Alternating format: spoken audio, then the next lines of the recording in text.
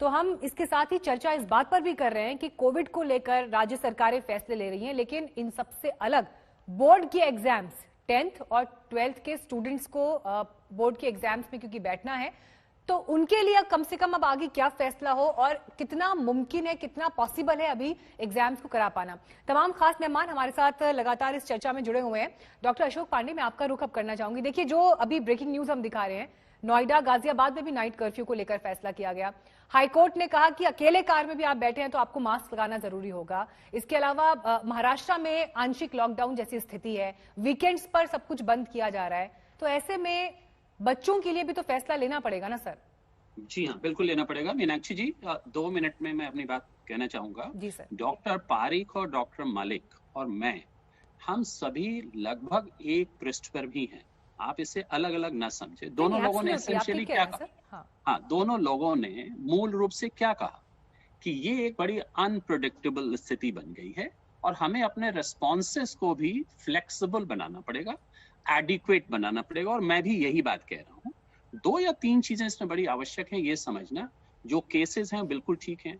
After all, मार्च के बजाय हमने मई में परीक्षाएं जब की थी तो वो भी तो एक डिसीजन ही था ना, और किन बातों को रख के ही लिया गया था। तो ऐसा नहीं है कि बच्चों के हित में, समाज के हित में डिसीजन नहीं लिया, ऐसा बिल्कुल नहीं। अब दूसरी बात ये है कि कक्षाएं चलाना और परीक्षा लेना, ये दोनों 2 बातें हैं। डॉक्टर पारिक ने कहा, एक विद्यालय का नाम लिया उन्होंने कि उन्होंने एसओपीज बनाए हैं। क्लासेस के लिए एसओपी सभी विद्यालयों के पास हैं। आपको जानकारी होगी कि पिछले 4 महीने से जब ऑनलाइन से हम हाइब्रिड मोड में आ गए, तो कुछ बच्चे विद्यालय आते थे, कुछ बच्चे घर रहते थे, फिर भी दोनों श्रेणियों में पढ़ाइयां हो रही थी। आज की तारीख में बोर्ड की प्रैक्टिकल की परीक्षाएं भी चल रही हैं, उसके भी अपने एसओपीज हैं। लेकिन अगर स्थिति ऐसी बनती है कि परीक्षा लेना संभव नहीं है, तो कौन कह रहा है कि परीक्षा लीजिए और लोगों को एक किसी बड़ी मुसीबत में डाल दीजिए? ऐसा नहीं है। मेरा सिर्फ यहाँ कहना यह है कि परिस्थितियों को अभी समझने की आवश्यकता है।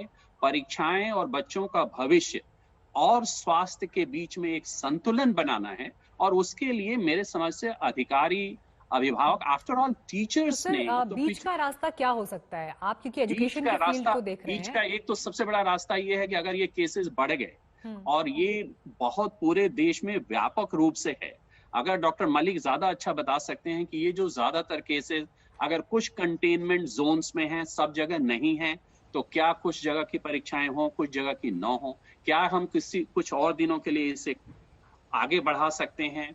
क्या हम इंटरनल असेसमेंट पे मार्क्स दे सकते हैं? क्या हम बच्चों, विद्यालयों के ऊपर छोड़ दें? क्या ये बच्चे सिर्फ अपने विद्यालय में आके ही परीक्षा दे? मेरे ख्याल में ऑप्शंस की कोई कमी नहीं है।